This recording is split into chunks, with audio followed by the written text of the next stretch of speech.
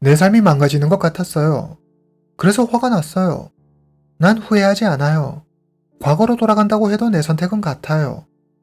영상 속 이 소녀는 자신의 손으로 쌍둥이 동생을 죽였습니다. 하지만 그녀의 부모는 피고인 측에 앉아 그녀를 변호했고 1000명이 넘는 사람이 그녀를 위해 법원에 탄원서를 제출합니다. 이 사건은 사회적으로 큰 이슈가 되어 언론의 관심을 받게 됩니다. 대체 어떤 사연이 있길래 이 소녀는 동생의 목숨을 빼앗는 엄청난 짓을 저지른 걸까요?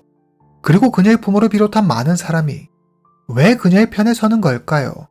오늘 이야기 시작합니다. 두 사람은 쌍둥이입니다. 언니의 이름은 리아오팅팅, 동생의 이름은 리아오진진입니다. 1988년생 쌍둥이 자매에게는 한 살 어린 여동생이 한 명 있습니다. 쌍둥이 자매가 태어나고 3개월 뒤 자매의 부모는 랴오닝성에서 스촨성 청두로 이사 갑니다. 자매의 아버지 라오주용은 퇴역 군인으로 군대에서 배운 기술로 시계와 전기 제품 등을 수리하는 수리점을 운영합니다. 처음에는 거리에서 자리를 깔고 시작한 일이었지만 10년의 고생 끝에 자기만의 수리점을 갖게 됩니다. 그리고 대출이 있기는 하지만 가족이 편히 지낼 수 있는 집도 한 채 마련하죠. 딸 3명 모두 부모님 말씀 잘 듣고 공부도 열심히 하는 착한 딸로 성장합니다. 아버지 라오지용의 노력으로 집안 형편도 점점 나아져 5 식구는 남부럽지 않게 지낼 수 있게 됩니다. 쌍둥이 자매 팅팅과 진진은 쌍둥이여서 그런지 성격도 학교 성적도 모두 비슷했습니다. 그러나 커가면서 동생 준진이 모든 면에서 언니 팅팅을 앞서가기 시작합니다. 동생 준진은 조금 더딘 언니 팅팅을 잘 도와주는 착한 동생이었습니다. 랴오 부부는 큰 욕심 없이 아이들이 건강하게 자라기만을 늘 소망했습니다. 하지만 이들 부부의 바람은 한 사건으로 산산이 부서지고 맙니다. 이들에게 무슨 일이 일어난 걸까요? 함께 2001년으로 가보겠습니다. 2001년 3월, 쌍둥이 자매가 13살이 됐습니다. 긴 겨울이 가고 따뜻한 봄이 왔습니다. 랴오 가족은 봄맞이 소풍을 갑니다. 공원에서 한참 재미있게 놀고 있는데 갑자기 비가 쏟아집니다. 갑작스러운 비에 모두 흠뻑 젖고 맙니다. 이날 오후 준진이 시름시름 앓더니 결국 몸져 눕습니다. 어린 준진이 비에 맞아 감기에 걸린 거라고 생각해 감기약을 먹이고 며칠 쉬면 곧 좋아질 거라고 생각합니다. 그러나 준진의 병세는 좀처럼 나아지지 않았습니다. 오히려 악화되더니 일주일 후 의식을 잃고 맙니다. 랴오 부부는 준진을 데리고 병원으로 갑니다. 준진의 병명은 뇌수막염이었습니다. 18일 후 준진은 깨어납니다. 다행히 의식은 회복했지만 뇌수막염은 준진의 몸에 큰 후유증을 남깁니다. 처음에는 몸이 아프거나 손발이 저리는 정도의 상대적으로 가벼운 수준의 후유증이었는데 얼마 지나지 않아 그 증상이 심각해집니다. 준진은 완전히 다른 사람으로 변해버렸습니다.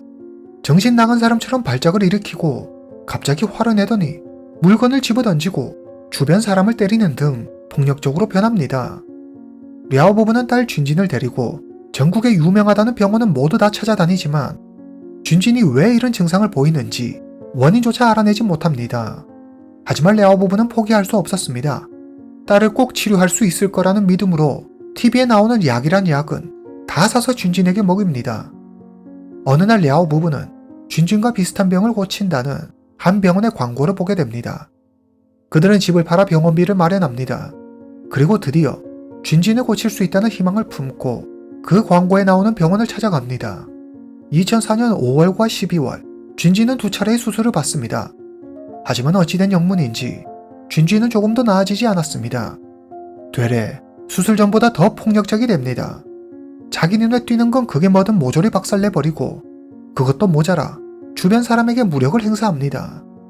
준진의 행패에 준진의 어머니는 7 바늘이나 꿰매는 상처를 입게 되고 다른 가족의 몸 역시 온통 멍투성이었습니다.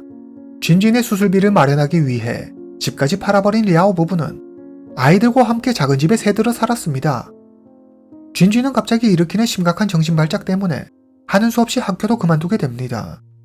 준진은 하루에도 몇 번씩 발작을 일으키며 집안에 있는 가구나 가전제품 등 손에 잡히는 게 무엇이든 눈에 보이는 게 무엇이든 모조리 부셔버렸습니다. 준진의 가족은 거의 매일 불안에 떨어야 했습니다. 준진의 증세는 날이 갈수록 더 심해집니다. 이제는 자기 몸에도 상처를 내기 시작합니다. 그 정도가 심해지자 딸 쥔진이 걱정될 랴오 부부는 쥔진의 안전을 위해 쇠사슬로 진진을 묶어 놓습니다. 팅팅은 동생 쥔진이 발작을 일으킬 때 모습을 휴대전화로 찍어 쥔진이 제정신으로 돌아오면 찍어두었던 영상을 보여줍니다. 쥔진은 자신이 왜 쇠사슬로 묶여 있었는지 그 이유를 알게 되고 가족에게 진심으로 사죄하며 다시는 이런 행동을 하지 않겠다고 맹세합니다. 하지만 이건 하고 안 하고의 의지의 문제가 아니었습니다. 애초부터 쥔진이 스스로 통제할 수 있는 게 아니었습니다. 쥔진은 발작을 일으킬 때마다 완전히 다른 사람으로 변해 가족을 힘들게 합니다. 가족은 점차 지쳐갔습니다. 아버지 라오쯔용은 자신의 무능으로 이 모든 일이 생긴 것이라며 자책합니다. 그리고 고통받는 가족을 보며 한 가지 결단을 내립니다. 그는 딸 쥔진을 안락사시키기로 결정합니다. 라오쯔용은 쥔진을 안락사시킬 병원을 알아봅니다. 그는 딸 쥔진을 데리고 집을 나갑니다. 하지만 이 같은 사실을 한 라오쯔용의 부인이 남편 라오쯔용과 딸 쥔진을 찾아 나섭니다. 라오쯔용의 부인은 한 공장 건설 부지에 있는 남편과 딸을 발견하고 함께 집으로 돌아옵니다. 이들의 안타까운 사연은 한 매스컴을 통해 사람들에게 널리 알려졌고 이들을 딱하게 여긴 한 단체에서 1만 위안, 우리 돈 약 180만 원 상당의 성금을 모아 전달합니다. 그러나 아버지가 딸을 주기로 했다며 비정한 아버지라 비난하는 사람들도 있었습니다. 랴오쯔용은 자기가 잘못했다는 것을 잘 알고 있었지만 다른 사람이 하는 이야기에 신경 쓸 여유 따위는 그에게 없었습니다. 랴오쯔용은 부인과 상의해 쥔진을 정신병원에 보내기로 합니다. 하지만 청두에는 쥔진을 받아주겠다는 병원이 없었습니다. 그들은 인근 병원을 수소문해 간신히 쥔진을 받아주겠다는 팽주시의 한 병원을 찾습니다. 2007년 8월 21일 오전 랴오쯔용이 전화를 받습니다. 쥔진이 입원해 있는 병원에서 온 전화였습니다. 아버님, 쥔진의 상태가 너무 심각해요. 더 이상 우리 병원에서 지내는 건 힘들 것 같아요. 이른 시일 내에 집으로 데려가셨으면 좋겠어요. 쥔진의 부모와 쌍둥이 언니 팅팅은 쥔진이 입원해 있는 팽주시 병원으로 갑니다. 병원에 도착한 그들은 충격적인 장면을 마주하고 맙니다. 쥔진은 돌보는 이 하나 없는 병실에 혼자 방치된 채 바지도 입지 않고 두꺼운 이불 하나만 덮고 있었습니다. 게다가 침대 위는 먹고 남은 음식 찌꺼기와 대소변 등으로 엉망이었습니다. 딸의 참혹한 모습에 화가 난 쥔진의 가족은 간호사를 찾아가 따지지만 간호사는 그러니 쥔진을 데리고 집으로 가라고 큰소리칩니다. 자신들은 도저히 쥔진을 보살필 수가 없으니 쥔진을 병원에 계속 두고 싶으면 가족 중 누가 남아 쥔진을 직접 돌보라고 말합니다. 병원의 태도는 매우 강경했습니다. 쥔진의 가족은 상의 끝에 언니 팅팅이 병원에 남아 동생 쥔진을 간호하기로 합니다. 랴오 부부는 앞으로 어떻게 할지 방법을 찾아오겠다며 큰딸 팅팅만 남겨놓은 채 병원을 떠납니다. 다음날 아침 8월 22일 전화벨이 울립니다. 경찰에게서 온 전화였습니다. 랴오진진의 아버님이시죠? 어젯밤 랴오진진이 사망했습니다. 그런데 범인이 되게 큰 따님 랴오팅팅입니다. 랴오지용은 망치로 세게 머리를 맞은 것처럼 멍했습니다. 팅팅은 진심으로 동생 쥔진을 아끼고 사랑했습니다. 그런데 팅팅이 쥔진을 죽였다니 그는 믿을 수 없었습니다. 경찰은 현장에서 랴오팅팅을 체포합니다. 경찰은 조사 과정에서 팅팅이 심한 우울증을 앓고 있다는 사실을 알게 됩니다. 그러면 랴오팅팅의 진술에 따라 그녀가 왜 동생을 죽이게 됐는지 사건의 진실을 알아보겠습니다. 쥔진의 쌍둥이 언니 랴오팅팅. 랴오팅팅은 밝고 명랑한 소녀였습니다. 하지만 동생 쥔진이 이름 모를 정신병에 걸리고 사실상 팅팅의 삶은 거기서 끝나버리고 맙니다. 아버지 랴오지용은 가족의 생계를 위해 이전보다 더 많은 일을 하면서 대부분의 시간을 수리점에서 보냈습니다. 어머니는 그런 아버지를 뒷바라지하랴, 집안 살림하랴, 딸 셋을 돌보랴, 하루 24시간이 모자랄 만큼 바빴습니다. 부모님 상황이 이렇다 보니 아픈 쥔진을 돌보는 일은 오롯이 언니 팅팅의 몫이었습니다. 팅팅은 학교 수업이 끝나고 집에 오면 동생 쥔진을 씻기고 머리를 빗겨주고 함께 밖으로 나가 자전거를 타고 놀았습니다. 꿈 많은 어린 소녀는 친구들과 어울려 노는 것 대신 아픈 동생을 돌보는 일에 자신의 시간을 모두 쏟아부어야 했습니다. 팅팅은 동생을 보살피는 일이 자신에게 맡겨진 임무라고 생각했습니다. 당연한 일이라고 여겼죠. 처음에는 그랬습니다. 하지만 2004년 16살이 된 팅팅은 고등학교에 들어갑니다. 그러나 고등학생이 된 팅팅의 생활은 이전과 크게 다르지 않았습니다. 학교 수업 끝나면 어김없이 동생 준진을 돌봐야 했습니다. 어머니는 팅팅에게 매주 22위안, 우리 돈 약 3,500원의 용돈을 주었습니다. 팅팅은 용돈을 받으면 동생들에게 맛있는 것도 사주고 동생들이 갖고 싶어했던 물건들을 사주었습니다. 사람들의 눈에 팅팅은 여전히 밝고 사랑스러운 아이였지만 아무도 눈치채지 못했습니다.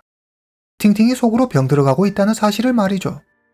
동생 준진이 아프기 시작한 13살 이후부터 팅팅의 삶은 암흑 그 자체였습니다.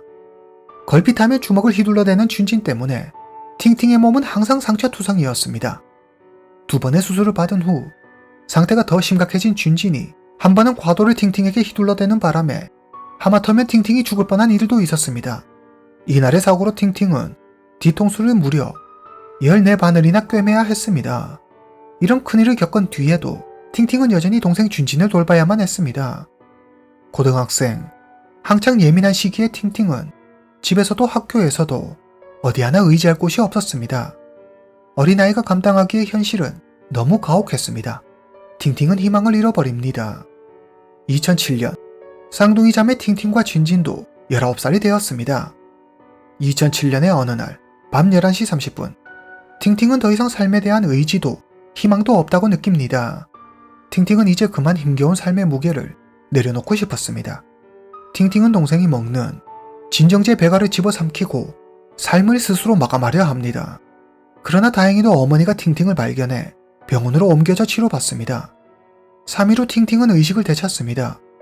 그녀의 부모는 큰딸 팅팅을 지키기 위해 준진을 팽주시에 있는 한 정신병원에 보내기로 합니다.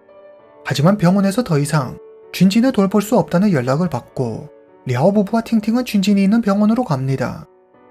팅팅은 오랜만에 동생 준진을 마주합니다. 팅팅의 눈에 비친 동생 준진의 모습은 모두를 파멸로 이끄는 악마 같았습니다.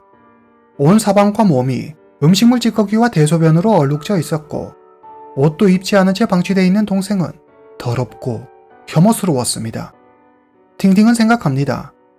그래, 내가 이 모든 걸 끝내자. 부모님이 집으로 돌아가고 병원에 혼자 남은 팅팅은 동생 준진을 깨끗이 씻기고 머리를 빗긴 다음 새 옷으로 갈아입힙니다. 잠시 후 준진이 잠들자 팅팅은 베개로 준진의 얼굴을 누릅니다. 그리고 친한 친구에게 자신이 동생을 죽였다는 문자 메시지를 한 통 보냅니다. 새벽 3시 팅팅은 경찰에 전화해 자수합니다. 팽주시 인민법원에서 해당 사건에 대한 재판이 열립니다. 팅팅의 부모는 그동안 딸의 마음을 헤아리지 못한 자신들의 부족함을 자책합니다. 그들은 피고인 측 변호인석에 앉아 큰딸마저 잃을 수는 없다며 재판부의 선처를 호소합니다.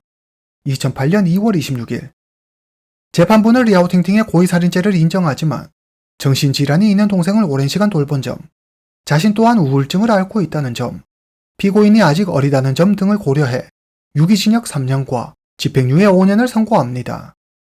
팅팅의 부모는 비교적 낮은 형벌을 선고한 재판부에 감사해 했습니다. 그들은 일상으로 돌아가 딸과 함께 행복한 삶을 살기로 합니다. 이제 모든 악몽은 끝이 났다고 생각했습니다. 하지만 재판이 끝나고 언론을 통해 해당 사건이 널리 알려지자 중국 사회에 큰 파문이 일었습니다. 팅팅의 상황을 이해한다며 팅팅과 그 가족을 응원하는 사람들도 있었지만 한편에서는 사람을 죽이는 큰 죄를 저질렀는데 그 형벌이 너무 가볍다며 팽주시 인민법원을 비난했습니다. 그들은 말합니다.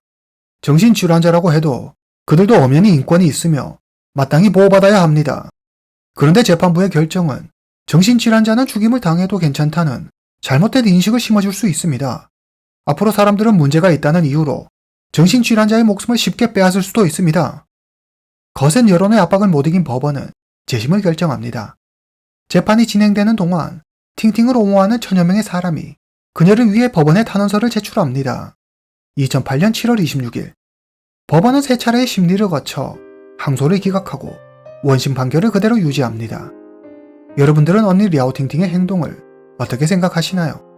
오늘 이야기는 여기까지입니다. 다음 시간에 뵙겠습니다.